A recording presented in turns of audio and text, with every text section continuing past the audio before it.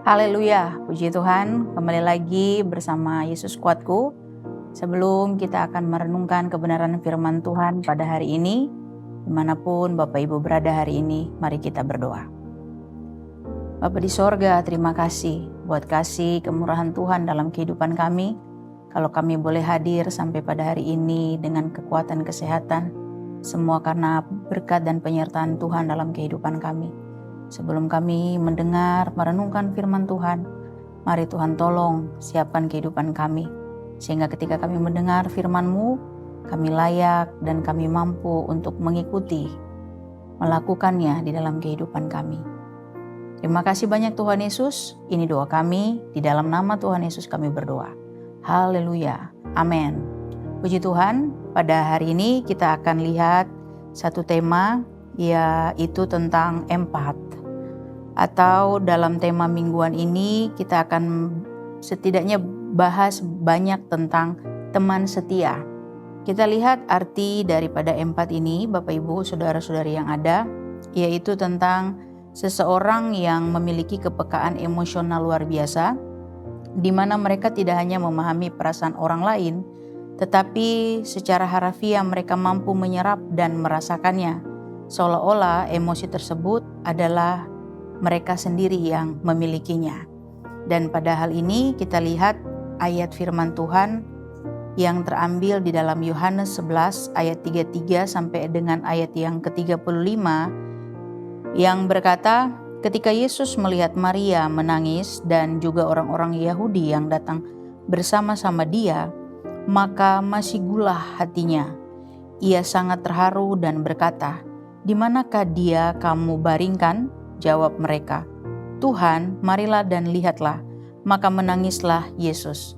Suatu keadaan di mana Yesus mengalami perjumpaan dengan keluarga daripada Lazarus yang sudah meninggal, di mana Yesus mampu hadir dan merasakan kesedihan yang menimpa keluarga daripada Lazarus. Karena memang mereka adalah keluarga yang dikasihi oleh Yesus. Itu bisa kita lihat dalam ayat yang kelima dalam pasal yang sama. Alkitab memang mencatat dari hal ini Bapak Ibu tentang kata masih gulah. Hal ini memberikan juga kita pemahaman yang berarti di sana ada emosi yang kuat, kegelisahan batin yang mendalam, kesedihan yang bercampur dan kemarahan atau gejolak emosi yang tidak tertahankan. Sebab itu ada akibat daripada perasaan yang Yesus alami saat dia melihat kondisi keadaan daripada Maria dan Marta khususnya, dia mengikuti hal itu. Menangislah Yesus.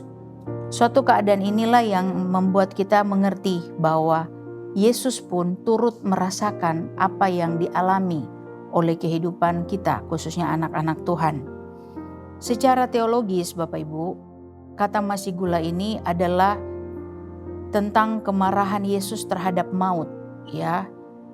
Dia mengisyaratkan sesuatu kemarahan yang seperti dengusan kuda yang mau berperang.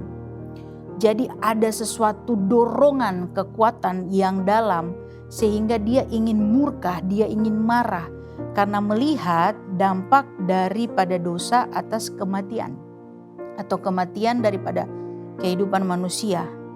Sehingga dia merasa dia harus marah karena bagi Yesus maut itu merusak ciptaannya. Kedua daripada arti ini adalah Yesus turut merasakan penderitaan kesedihan yang dialami oleh Maria dan Marta dan orang-orang yang di sana. Ini menunjukkan bahwa Yesus sebagai seorang sahabat mampu mengambil peran yang baik untuk mendukung orang-orang yang dikasihinya, terutama saat mereka mengalami kesedihan. Karena dia sanggup juga hadir, ya, untuk melihat keadaan orang-orang yang dikasihi oleh dia sendiri atau Yesus sendiri. Nah, dampak daripada Yesus memberikan empat ini atau bagi kita, kehidupan kita ya, saat kita menjadi anak-anak Tuhan, kita dituntut ya untuk memiliki kasih. Kasih ini kita dapat wujudkan ketika kita memupuk kehidupan kita ini dengan kata empat ini atau dengan, kalau bahasa kita bisa juga dengan empati. Cuma memang ada sedikit perbedaan dari empat dan empati berdasarkan respon Karena dari kata empati itu adalah kemampuan kognitif atau emosional untuk memahami perasaan orang lain. Yang hanya sebagai contoh seperti saya mengerti kamu sedang sedih. Sedangkan empat ini adalah pengalaman fisik, di mana mereka benar-benar ikut merasakan kesedihan tersebut di dalam tubuh orang itu, dan energi daripada kesedihan orang itu mereka rasakan sendiri. Itu yang Yesus alami. Sebab itu dampak daripada hal ini kita lihat, yang pertama adalah orang yang diberikan empat adalah orang yang dapat dukungan batin yang di dalamnya ada ketulusan dan rasa aman. Ini sangat penting karena ketika orang mengalami masalah, keadaan yang tidak baik, ada suatu keadaan yang dibutuhkan orang, yaitu dukungan. Ini menunjukkan bahwa Yesus pun melakukan hal yang sama. Dia datang ke tempat kediaman daripada Maria dan Marta untuk menunjukkan dukungan batin dia dalam ketulusan, dan mereka pun merasa aman ketika Yesus hadir di tengah-tengah mereka. Karena memang dari cerita ini harus menunggu waktu kurang lebih 4 hari Yesus baru bertemu dengan keluarga ini. Ada gejolak di sana, ada rasa di mana coba, karena memang Maria dan Marta berkata bahwa coba kalau engkau hadir di sini pada waktu itu, ya mungkin saudara kami akan tetap hidup. Tapi Yesus berkata pun dalam firman-Nya bahwa itu harus terjadi untuk menunjukkan kemuliaan Allah di dalam peristiwa Lazarus mati. Yang kedua, dampak daripada kita memberikan empat ini adalah mendapat dukungan iman sehingga tetap kuat dalam menghadapi persoalan. Bapak, Ibu, saudara-saudariku, ketika kita mengalami kelemahan, kesedihan, kecemasan, pergumulan hidup, otomatis iman kita pun tak jarang harus ciut, tak jarang harus susut ataupun turun kadar kita percaya kepada Tuhan karena terlalu banyak persoalan. Tapi dengan kita memberikan empat atau kita tahu Yesus ada bagi kita untuk mengerti kehidupan kita, kita pun punya iman tetap dikuatkan dalam menghadapi persoalan apapun. Dan yang ketiga, bagaimana dampak daripada kita memberikan empat ini adalah menghilangkan kekecewaan. Seringnya mengalami pergumulan tak jarang juga membuat orang lain kecewa. Sebab itu dengan kita memberikan empat ini kita bisa meyakinkan bahwa Tuhan selalu hadir dalam setiap proses hidup kita. Karena tidak mudah untuk menjalani kehidupan kita menjadi teman yang setia itu tanpa melihat kekurangan daripada orang lain, itu tidak mudah. Tetapi bagi Yesus, hal apapun yang kita alami, entah itu dosa sekalipun, Dia sanggup untuk menemani kita berproses dalam hidup kita. Sebab itu sebagai anak Tuhan pada hari ini, saya menghimbau untuk kita tetap menjadi teman yang setia yang memiliki rasa empati. Rasa empati yang kuat sehingga kita pun turut bisa merasakan kesedihan atau ketidakbaikan daripada orang lain. Karena memang karakteristik daripada empati ini adalah mudah menyerap energi, menjadi pendengar yang baik dan penyayang. Bahkan dia sangat sensitif tentang konflik. Artinya dia mampu merasakan setiap teman kita mengalami masalah.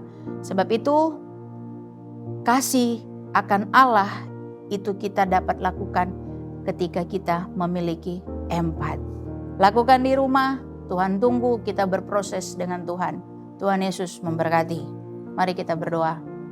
Terima kasih Tuhan untuk hari yang Kau beri. Kalau kali hari ini kami diingatkan untuk kami bisa memiliki hati yang penuh, bisa merasakan ada orang lain, ada teman, ada jemaat, ada rekan kita yang mengalami masalah, persoalan, ataupun kesedihan. Tapi kita disuruh hadir seperti Tuhan hadir bersama dengan keluarga Lazarus. Sebab itu Tuhan tolong kami sebagai anak-anak Tuhan, hamba-hamba Tuhan, pelayan Tuhan, dimanapun kami hadir hari ini. Biar kami memiliki rasa empati ini ya Tuhan. Supaya kami bisa merasakan keadaan yang tidak baik yang ada di lingkungan kami, sehingga kami pun bisa menjadi saluran berkat, perpanjangan tangan Tuhan untuk bisa kami mempraktekkan rasa ini, supaya kasih Allah akan kehidupan kami pun terus kami pupuk. Mengingat kasih kebanyakan orang sudah akan menjadi dingin menjelang akhir zaman, kiranya ini akan memproses kehidupan kami untuk tetap kuat di dalam Tuhan, untuk tetap memberikan bimbingan yang baik bagi orang-orang di sekitar kami. Terima kasih Tuhan, kami serahkan kehidupan kami sepanjang hari ini ke dalam tangan Tuhan. Di dalam nama Tuhan Yesus Kristus kami berdoa. Haleluya. Amin. Bersama Yesus aku kuat.